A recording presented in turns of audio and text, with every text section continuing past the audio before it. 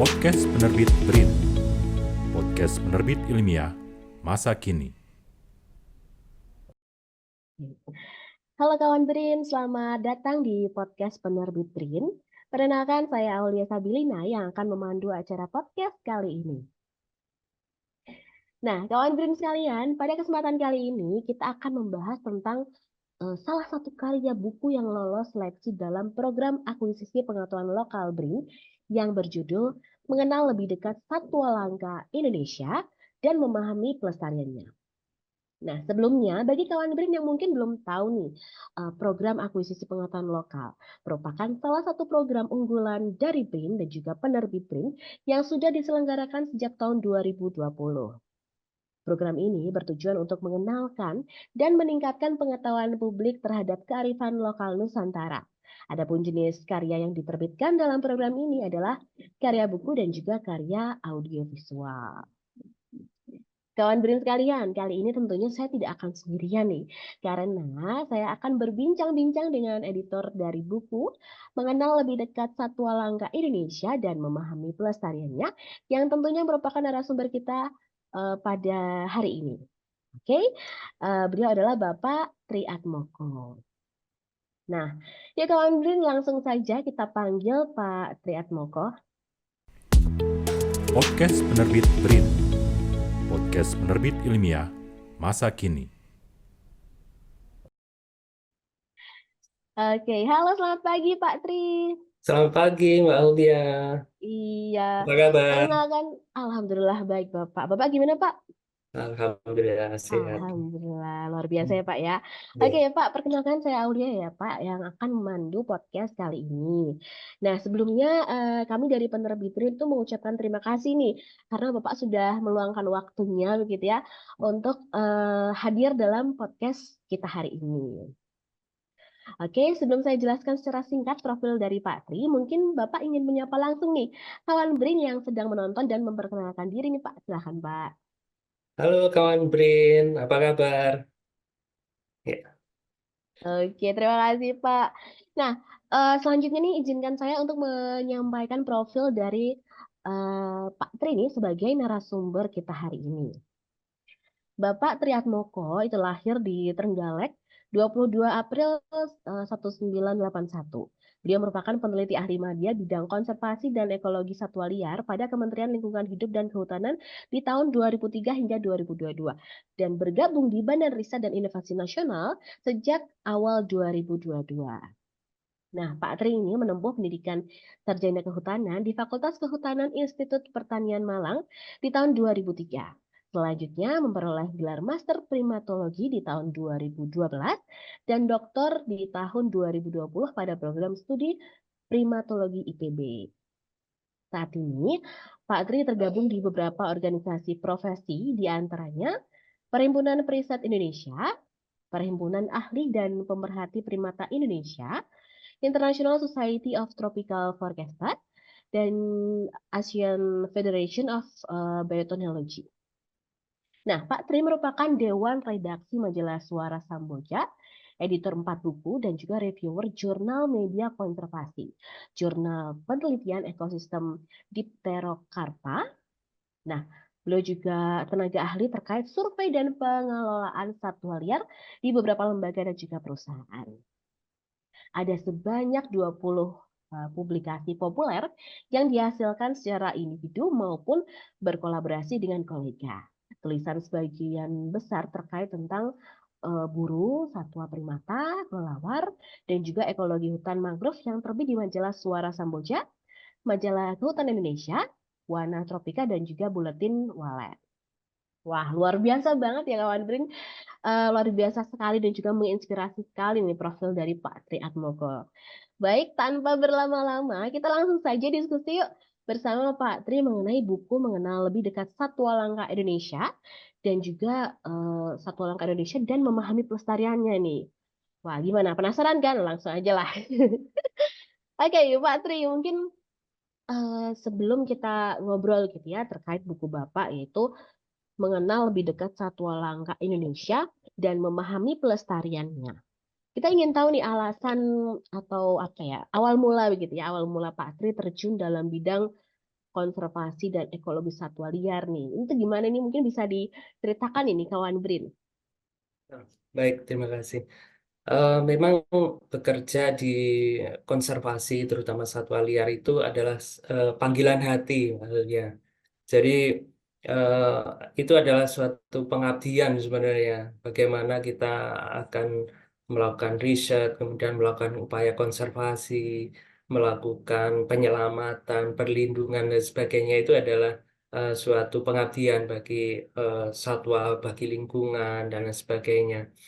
Dan tentunya eh, kita karena harus dari hati, jadi kita harus menikmatinya. Dan untuk menikmatinya kita harus terlebih dulu harus menyukai dengan alam, dengan hutan, kemudian dengan satwa liar, seperti itu. Jadi titik awalnya adalah bagaimana kita menemukan eh, titik yang menarik dari satwa itu. Kemudian bagaimana kita menyukai, kemudian kita berusaha untuk melestarikan, melindungi, seperti itu. Wah, Ya. oke. Ini benar-benar bekerja dari hati gitu ya, Pak ya. Iya. Oke.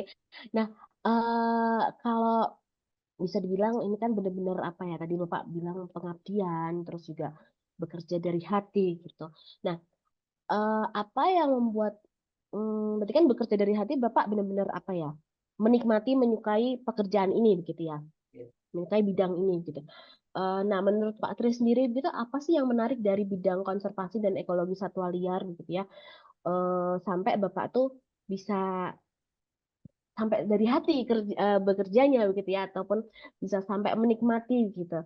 Mungkin bisa diceritakan begitu ya, mungkin ada kejadian menarik ataupun apa ya, suka duka begitu dalam berkecimpung di bidang ini. Mungkin bisa diceritain nih kawan Brin. Jadi eh, bekerja konservasi itu nilainya akan semakin meningkat karena kita tahu sendiri kondisi alam kita yang banyak mengalami kerusakan, kemudian eh, satwa-satwa kita menjadi hilang, diburu dan sebagainya. Maka pekerjaan konservasi itu menjadi nilainya menjadi diperlukan dan jadi penting dan eh, banyak di dicari untuk para pekerja konservasi, untuk peneliti satwa dan sebagainya. Itu yang membuat eh, itu saya selalu menggelutinya dengan dari hati. Kemudian banyak sekali suka dukanya selama kegiatan riset tentang satwa ini. Karena satwa itu kan dinamis. Kondisi sekarang dengan besok dengan lusa itu akan selalu berubah dan itulah yang membuat itu menjadi menarik. Tidak hanya penelitian yang statis ya hari ini, besok dan berikutnya itu menjadi sama. Jadi itu yang menjadikan objek satwa itu menjadi pilihan bagi saya untuk melakukan riset ke depannya. Seperti itu. Ya. Oke. Nah, tadi kan dibilang Bapak bisa dibilang apa ya, kayak objek penelitian ini kan satwa ini kan dinamis begitu ya. Banyak suka dukanya. Mungkin mungkin bisa diceritakan sedikit, mungkin salah satunya begitu ya. Iya. Mungkin sukanya apa, dukanya, contohnya begitu kan. Ini banyak nih Bapak, Ya, udah ya. istilahnya jam terbangnya udah ini nih tinggi nih. Mungkin ada yang menarik gitu dalam waktu Bapak melakukan penelitian gitu ya, Bapak melakukan kegiatan ini gitu. Ya, eh, kalau dukanya ya otomatis kita harus pergi ke hutan dalam pedalaman hutan, kemudian dalam waktu yang relatif lama, mungkin 1 2 minggu, setengah bulan dan sebagainya itu jauh dari apa pemukiman penduduk, jauh dari listrik, jauh dari sinyal internet dan sebagainya, sinyal HP dan internet dan itu menjadi tantangan tersendiri waktu kita melakukan penelitian untuk satwa. Kalau selain itu eh, hal yang sangat membahagiakan kita waktu kita melakukan riset tentang satwa itu manakala kita menemukan atau menjumpai satwa yang menjadi objek penelitian kita secara langsung di alam. bagaimana mereka secara bebas beraktivitas di alam, bebas mengekspresikan apa ya perilaku alaminya di habitatnya itu. Kemudian mereka bahagia dengan kelompoknya, dengan keluarga mereka di hutan, itu menjadi suatu hal yang sangat membahagiakan bagi kita. Kemudian tentunya waktu kita ke hutan, kemudian kita melakukan survei itu tentu banyak sekali eh, bahaya yang ada di sana, seperti binatang buas dan sebagainya. Seperti contoh waktu melakukan pengamatan bekantan, otomatis kan kita harus melalui sungai. Kita melalui sungai, kemudian kalau di Kalimantan kan banyak sekali buaya yang ada di sungai-sungai itu. Terkadang kita harus cukup ekstra hati-hati dengan hal itu. Kadang-kala kalau kita mengambil sampel apa, sampel di daratan di tepi sungai itu juga harus hati-hati karena di sekitar kita juga ada bahaya juga yang mengancam seperti itu. Jadi itu yang menjadi tantangan, suka dukanya dan sebagainya. Seperti itu, Mbak. Wah, ini eh, mungkin karena saya nggak langsung nih ya, nggak langsung ikut ke lokasi nih ya, cuman mendengarkan aja. Tapi saya udah ngebayangin, udah membayangkan nih Pak. Sebenarnya mungkin mungkin dukanya ya banyak dukanya juga, tapi banyak sukanya dan apa ya jadi satu ini bekerja tapi karena pakai hati eh, dan di alam gitu istilahnya Pak ya. Jadi satu pengalaman menarik gitu ya. Bisa juga nanti diceritakan ke anak cucu juga seru gitu. Eh, Ngebayanginnya tuh bener-bener yang bener-bener wah ke hutan nih kayak ini. Kalau orang-orang awam kan mungkin ngebayanginnya kayak cuman apa ya? Mereka ngelihatnya dari misalnya film-film dokumenter gitu ya. Gimana kegiatan di alam dengan satwa gitu. Ini seru sekali nih Pak. Ini sebelum sebelumnya nih Pak, saya kan juga sekilas sih ya dari judulnya aja Satwa Langka di Indonesia. Ngebayanginnya, wah nanti ini ceritanya seru banget nih nanti ngebahas kita dari membahas gitu ya. Saya sendiri jadi ngebayangin, jadi wah jadi tertarik juga ikut ikut kegiatan nih ke langsung ke lokasi gitu ya. Seru banget dan tapi ini Pak, satu yang menarik tadi kan Bapak apa menyampaikan gitu ya. Untuk kegiatan ini kadang memakan waktu yang cukup lama begitu ya. Dan juga mungkin di pedalaman karena di pedalaman kan berarti sinyal mungkin sinyal telepon atau internet begitu kan kadang benar-benar tidak ada begitu. Nah, bagaimana Bapak mungkin apa ya me- menyampaikan ke keluarga begitu ya. Kadang kan eh, khawatir juga gitu ya bagaimana cara Bapak apa ya mengkomunikasikan ini ke keluarga begitu ya agar mungkin jadi paham dan mungkin malah ikut ikut mencintai apa namanya pekerjaan Bapak begitu. Ini saya penasaran nih Pak, mungkin bisa diceritakan dong. Iya, iya. Eh, Memang kadang kita ke hutan, ke pedalaman itu sampai 2 minggu, sampai eh, 3 minggu juga tanpa sinyal. Jadi eh, saya selalu menceritakan tentang kegiatan saya di lapangan, di hutan itu kepada keluarga, sehingga mereka paham seperti apa kondisi di lapangan. Kemudian eh, tanpa sinyal dan sebagainya, kapan bisa eh, dapat sinyal itu sebelum ke lapangan selalu saya komunikasikan dengan keluarga karena eh, hal itu juga sangat penting juga untuk memberikan pemahaman, pengertian kepada keluarga bagaimana kondisi di lapangan seperti apa. Dan juga saya berusaha untuk memberikan pemahaman kepada keluarga terkait dengan alam, hutan, kemudian satwa liar, sehingga kadang waktu di lapangan itu dapatkan momen-momen yang baik, yang eh, mungkin ya sedikit heroik dengan adanya satwa itu sering saya bagikan dengan keluarga untuk memberikan pemahaman mereka bahwa satwa di hutan itu bekerja di hutan itu sebenarnya menjadi panggilan hati untuk kelestarian alam dan sebagainya seperti itu. Wah, Ya. keren keren keren banget Pak. Ini benar-benar eh apa ya? Saya seneng banget nih kalau misalnya di podcast ya eh, bahasannya tuh bahasan-bahasan tentang alam terus itu benar-benar menarik menarik untuk kita terjun juga nih. Walaupun sebenarnya nggak tahu ya di lapangan kita kuat apa enggak nih. Kan beda-beda sama Bapak yang mungkin jam terbangnya benar-benar udah tinggi yang sudah apa ya dari kondisi badan juga sudah beradaptasi sama lingkungan gitu.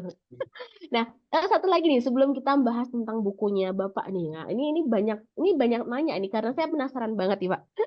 Nah, Ya. kalau misal lokasi dari lokasi sendiri, lokasi penelitian gitu ya. Ini kira-kira Bapak udah di mana aja nih ininya melakukan penelitian, Pak? Di Indonesia ini ya? Eh, di Kalimantan mungkin hampir seluruh provinsi pernah saya lakukan penelitian di Kalimantan. Kemudian di Jawa baru-baru ini di Pulau Nusa Barong, sebuah pulau di Jawa Timur yang relatif remote area dan juga jarang penelitian yang dilakukan di sana. Dan di sana juga terkenal sebagai pulau yang apa ya, banyak satwa liarnya, terutama jenis-jenis reptil seperti ular dan sebagainya itu. Jadi hampir 2 minggu saya melakukan penelitian di sana bersama dengan tim. Mungkin itu kemudian ya sebagian besar di Kalimantan kegiatan-kegiatan riset saya, baik itu di pedalaman maupun di daerah pesisir dan sebagainya. Wah, Hmm. ini bekerja juga sekalian jalan-jalan ya, Pak. Iya betul. Makanya jadi enjoy gitu ya, Pak ya. Iya iya betul. Oke, ini kalau bahas terus yang ini bagian ini nggak bakal selesai-selesai nih, Pak. Iya. Oke, kita langsung saja mengulik utamanya nih, yaitu buku karya Bapak dan juga tim gitu ya. Yaitu buku mengenal lebih dekat satwa langka Indonesia dan memahami pelestariannya. Nah, Bapak ini kan berperan sebagai editor kan ya. Nah, Iya. apa yang membuat Pak Tri gitu ya tertarik menjadi editor mengenal lebih dekat satwa langka Indonesia dan memahami pelestariannya ini gitu. Mungkin bisa diceritakan begitu ya latar belakang penyusunan buku ini. Silakan Pak. Ya, baik. Eh, Sebenarnya penulisan buku ini adalah dilakukan oleh para peneliti satwa liar yang dulunya itu adalah peneliti di Kementerian Lingkungan Hidup dan Kehutanan. Jadi semua peneliti satwa liar yang di KLHK itu sepakat untuk membuat sebuah karya bersama dalam bentuk buku dan itu menjelang pergantian waktu kami pindah ke BRIN. Jadi seolah itu adalah apa ya, kenang-kenangan kami eh, selama bekerja sebagai peneliti di Kementerian Lingkungan Hidup dan Kehutanan. Dan prosesnya tentu cukup lama dan panjang waktu itu. Karena hampir lebih dari 25 penulis, sekitar 30 kalau nggak salah penulis yang terlibat di situ. Dan masing-masing penulis tentu mempunyai style yang berbeda-beda. Ada yang terbiasa menulis dengan ilmiah, dengan istilah-istilah yang sulit dan sebagainya. Ada juga yang terbiasa dengan tulisan-tulisan populer yang apa sangat sangat populer. Jadi itu hal yang sangat berbeda sehingga sebagai editor itu harus apa ya, mengambil titik tengah dari tulisan-tulisan yang sangat ilmiah dengan tulisan-tulisan yang sangat populer, itu menariknya menjadi bahasa-bahasa yang eh, populer tapi muatannya itu menjadi ilmiah, dan itu menjadi tantangan tersendiri sebagai kami sebagai editor seperti itu. Dan juga tantangan lain adalah eh, kadang respon dari para penulis itu ada yang cepat, ada yang lama dan seperti itu. Jadi itu juga harus disikapi dengan lebih sabar sebagai editor. Kadang responnya lambat itu, mungkin itu menjadi kendala tersendiri. Dan itu akhirnya juga setelah prosesnya lama, kita juga membuat grup WhatsApp itu yang membuat semuanya bisa berjalan dengan baik dan lancar. Seperti itu, Bu. Oke, nah tadi kan juga sudah di apa ya, secara nggak langsung Bapak juga udah menjelaskan nih, wah ini tuh apa yang menarik dan juga suka duka nih ya Hmm. dalam penyusunan buku ini nih. Nah, Ya. kan sebagai editor itu kan apa ya diharapkan dapat bisa apa ya merajut benang merah dari berbagai chapter yang ada gitu ya. Hmm. Tadi juga selain Bapak tadi menyampaikan suka dukanya gitu. Tadi Bapak juga menyampaikan ada 30 ya Pak, 30 atau 30 ya, kurang lebih 30 penulis ya yang Ya. berkontribusi pada buku ini. Nah, itu tuh karena 30 ini nih kan mengaturnya juga eh, lumayan lumayan membutuhkan apa ya usaha gitu ya Pak ya. Nah, Ya. itu harus sabar-sabar gitu ya. Itu kira-kira berapa lama Bapak sampai mengumpulkan eh, begitu banyak penulis gitu dan akhirnya final jadi nih bukunya gitu. Itu kira-kira memakan berapa lama, berapa tahun kah atau mungkin cuman karena kesabaran Bapak dan juga tim gitu ya ternyata udah berapa bulan aja jadi gitu. Ya. Mungkin bisa diceritakan Pak.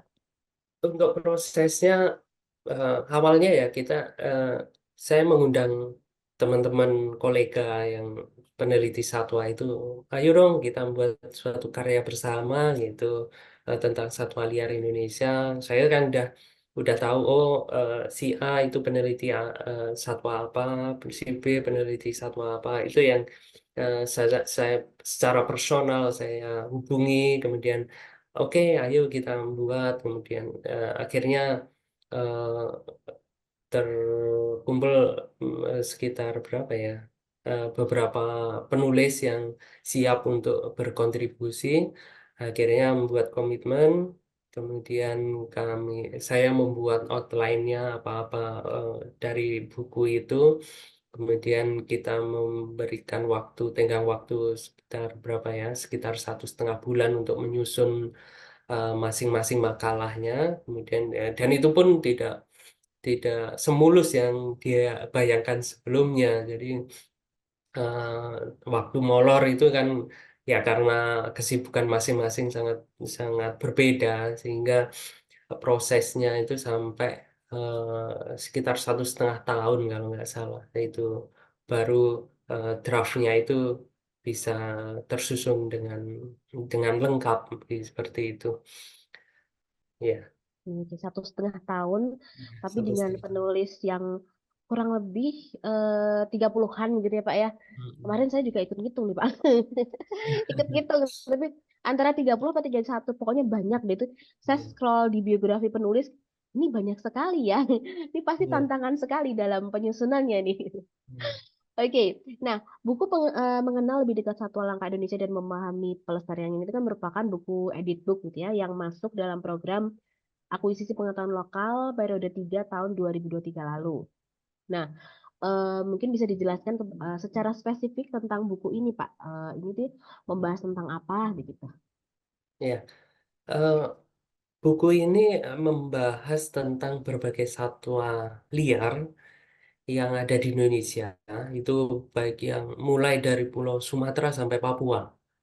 Karena waktu itu peneliti yang terlibat itu menyebar hampir di seluruh Indonesia. Karena kantor mereka dari kementerian waktu masih di KLHK itu ada hampir di seluruh pulau besar. Mulai dari Sumatera, Jawa, kemudian Kalimantan, Sulawesi, Nusa Tenggara, sampai Papua itu ada. Jadi itu yang membuat buku ini menjadi lengkap dari Sumatera sampai Papua. Dan juga selain cakupan wilayah sebaran dari satwa yang dibahas dalam buku ini juga taksa atau jenis satwa yang ditulis atau disampaikan itu juga bermacam-macam, mulai dari gajah sampai kura-kura. Ada eh, jenis-jenis burung seperti burung elang, kemudian burung-burung paro bengkok dan sebagainya. Ada juga jenis ular, jenis orangutan, jenis primata yang lain seperti tarsius dan kemudian jenis rusa dan sebagainya. Itu dibahas semua di sini. Dan itu dari sudut pandang yang berbeda-beda, baik itu tentang perilaku satwanya, kemudian eh, gangguan dari satwa habitatnya, kemudian perburuan juga ada, kemudian tentang penangkaran ada juga, dan sebagainya. Banyak hal yang ada di situ. Sehingga eh, dari segi variasi eh, informasi yang diberikan itu relatif sangat banyak dalam buku ini. Seperti itu.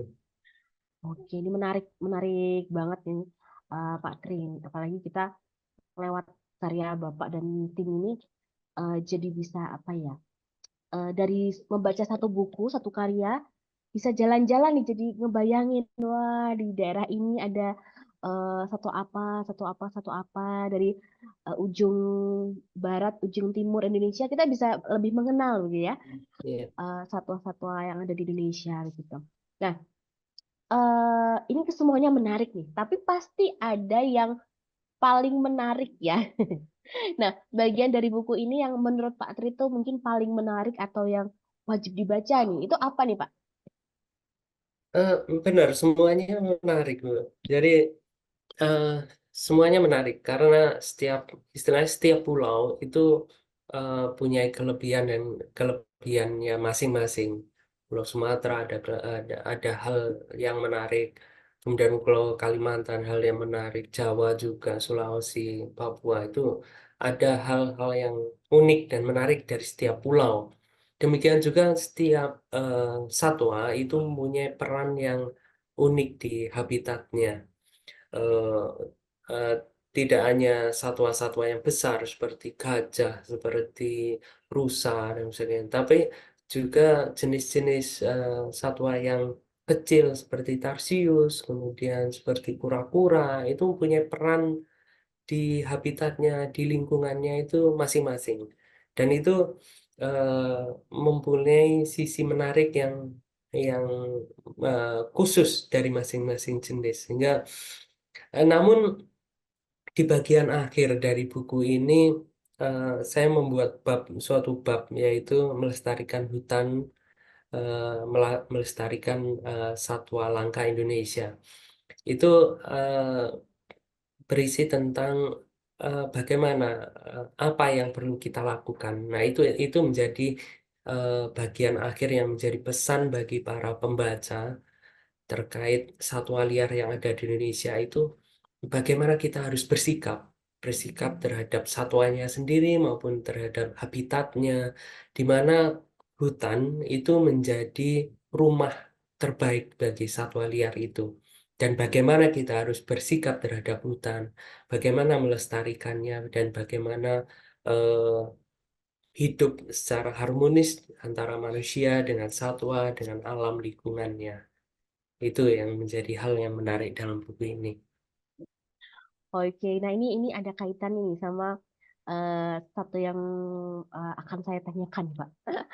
Eh, Iya, jadi sebenarnya sekilas Bapak tadi sudah menjelaskan, tapi mungkin perlu ditegaskan lagi nih untuk khususnya kepada pembaca karya Bapak ini ya.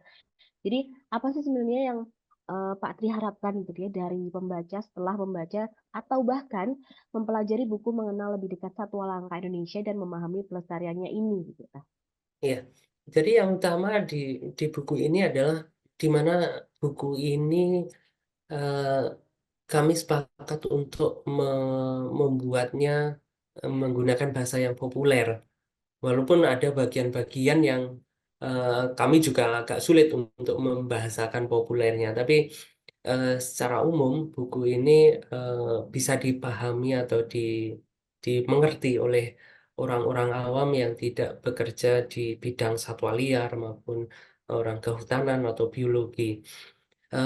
Sehingga yang kami harapkan adalah buku ini adalah media sosialisasi, media untuk mengenalkan kepada masyarakat umum tentang khasanah eh, keanekaragaman jenis satwa yang kita miliki.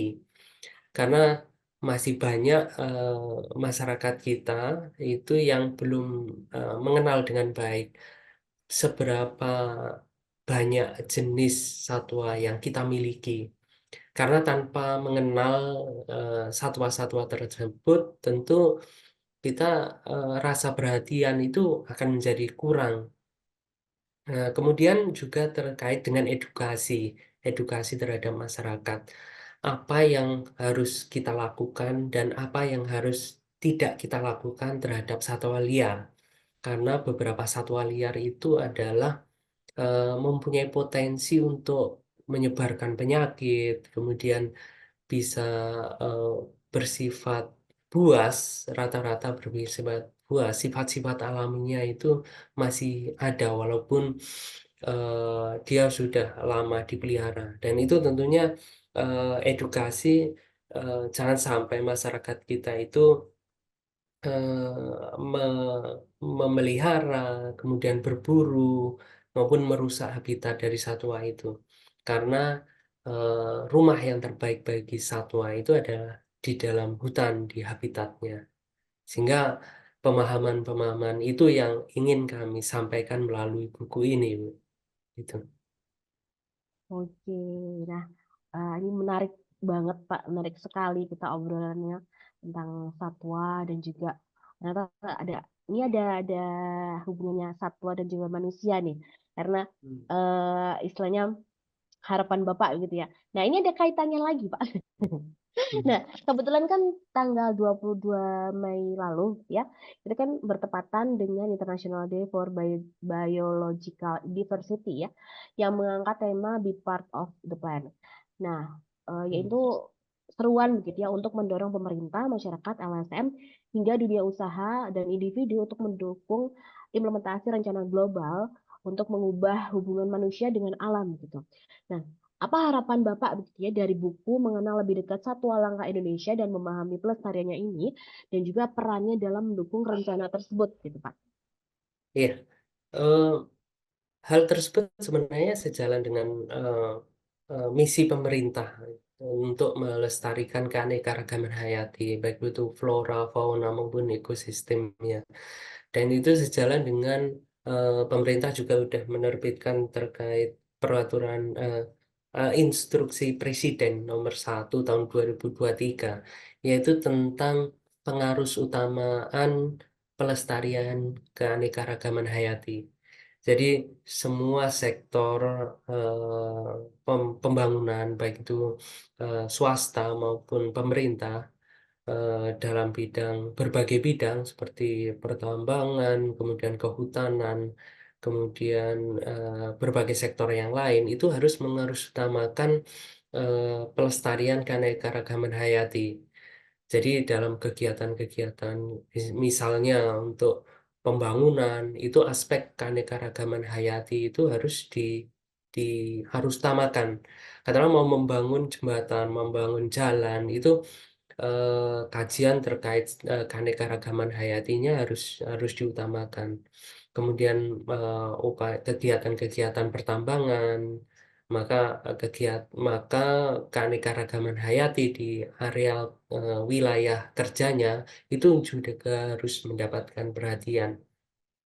Dan kami mengharapkan buku ini bisa menjadi salah satu rujukan atau referensi bagi pihak-pihak swasta atau pemerintah yang ingin atau eh, mendapatkan mandat melalui impres tersebut untuk mengharusutamakan pelestarian keanekaragaman hayati itu, buku ini menjadi rujukan mereka untuk melakukan kegiatan pelestarian ataupun konservasinya.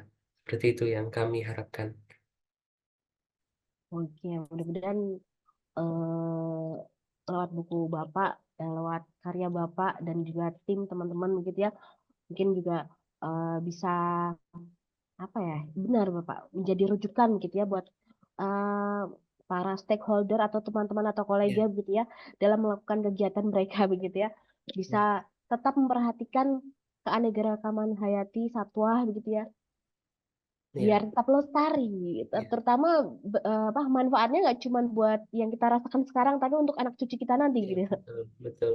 Ya, Oke, ini seru ya, sekali. Oke, kita dari tadi udah berbincang-bincang nih Pak tentang buku Bapak gitu ya, yaitu mengenal lebih dekat satwa langka Indonesia dan memahami pelestariannya. ya, Nah, selanjutnya kita akan membahas tentang pengalaman Pak Tri nih terkait proses dari program akuisisi pengetahuan lokal APL BRIN. Nah, mungkin bisa diceritakan nih gitu ya bagaimana awalnya Pak Tri bisa mengenal tentang program akuisisi pengetahuan lokal ini nih Pak. ya. Baik. Eh, Awalnya eh, mengenal akuisisi BRIN itu waktu awal-awal saya masuk di BRIN, Bu ya. Jadi waktu itu kalau nggak salah eh, bertepatan juga dengan adanya pandemi COVID-19.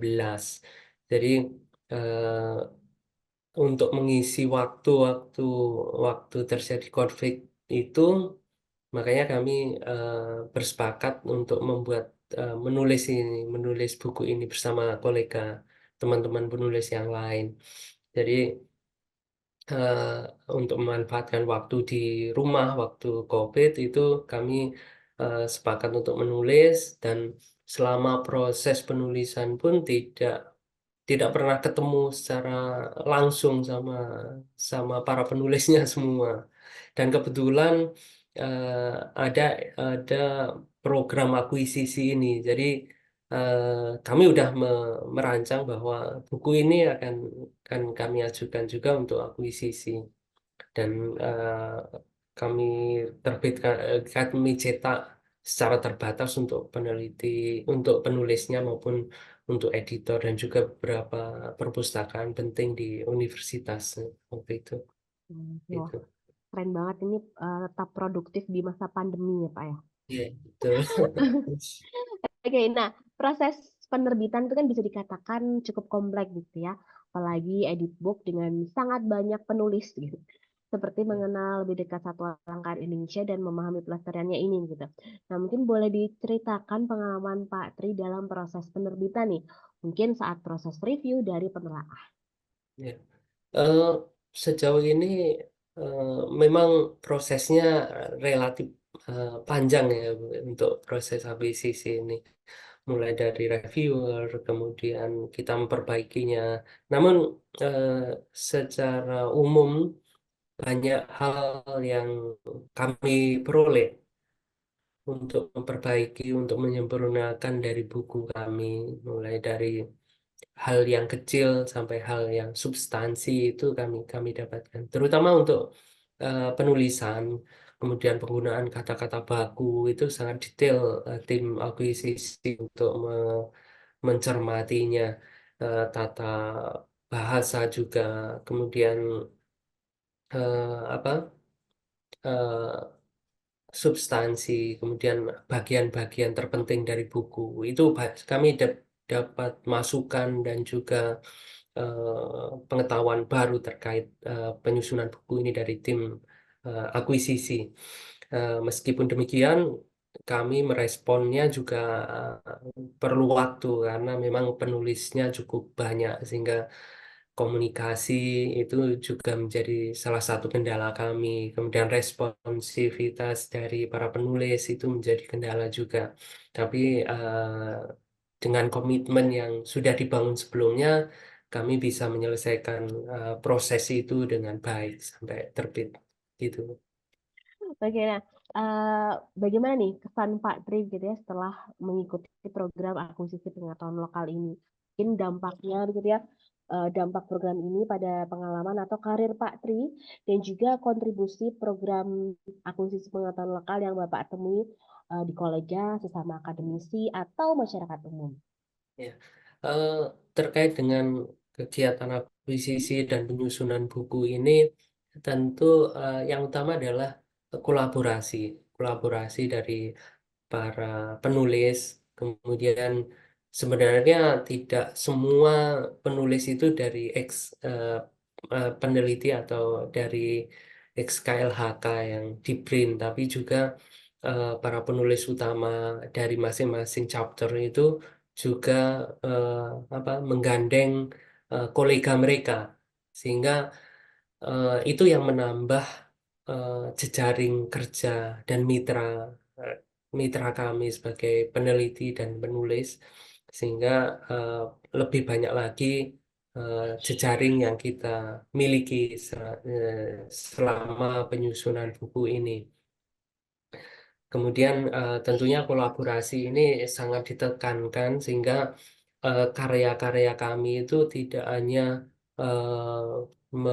memuat tentang bidang kita, yang spesifikasi bidang kita, tapi juga diperkaya dengan bidang-bidang yang lain dari para kolega yang lain. Seperti itu. Oke, nah ada pesan khusus nggak untuk kawan BRIN gitu ya Pak ya? Mungkin yang ingin mengikuti jejak Pak Tri, yaitu dalam mengirimkan karya-karyanya melalui program akuisisi pengetahuan lokal Pak. Iya. Eh, Saya sangat menyarankan untuk para penulis, peneliti itu untuk mengirimkan karyanya ke akuisisi BRIN, karena ini adalah kesempatan yang sangat baik untuk menerbitkan karya-karyanya. Karena kalau kita menerbitkan sendiri atau menyusun sendiri itu biayanya cukup tinggi, sehingga eh, dan kualitas yang dihasilkan akan lebih baik untuk mengikuti program akuisisi ini. Kemudian Brain Press juga sudah mempunyai reputasi yang cukup baik untuk penerbitan, sehingga tentunya eh, hasil dari buku yang dihasilkan juga mempunyai kualitas yang terstandar dengan baik.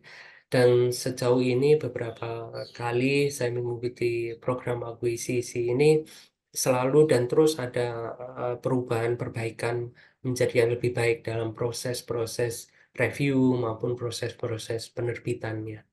Seperti itu pesan-pesan saya. Oke. Wah, kawan BRIN sekalian, ternyata seru banget ya perbincangan kita kali ini.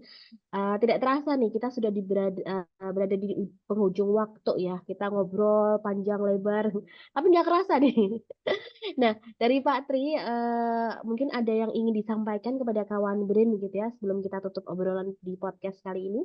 Silahkan jika ingin mempromosikan bukunya nih ke kawan BRIN. Baik, kawan-kawan BRIN, buku kami ini mungkin bisa menjadi referensi untuk bagaimana mengenal eh, bagaimana seberapa kaya keanekaragaman jenis satwa yang kita miliki di Indonesia ini. Dan tentunya bagaimana kita bisa berupaya untuk melestarikan dan melindunginya dengan baik untuk kehidupan yang akan datang, dan juga itu semua menjadi eh, diwariskan ke anak cucu kita, sehingga dengan membaca satu buku ini kita akan mempelajari berbagai satwa dari Sumatera hingga di Papua, dengan berbagai eh, topik bahasan yang eh, bermacam-macam di dalamnya. Demikian, terima kasih. Oke, nah bagi kawan BRIN yang belum membaca buku mengenal lebih dekat satwa langka Indonesia dan memahami pelestariannya, itu dapat dibaca dan diunduh gratis di laman penerbit BRIN dengan alamat penerbit.brin.go.id ya. Lalu masukkan judul bukunya di kolom search. Oke, sekali lagi saya ucapkan terima kasih kepada Pak Tri Atmoko yang sudah meluangkan waktunya untuk berbincang-bincang, berbagi pengetahuan, pengalamannya kepada kita semua. Terima kasih Bapak, sehat selalu. Sama, Sampai sehat ketemu di selalu. karya selanjutnya, Pak. Iya, Oke, terima kasih Pak. sama-sama.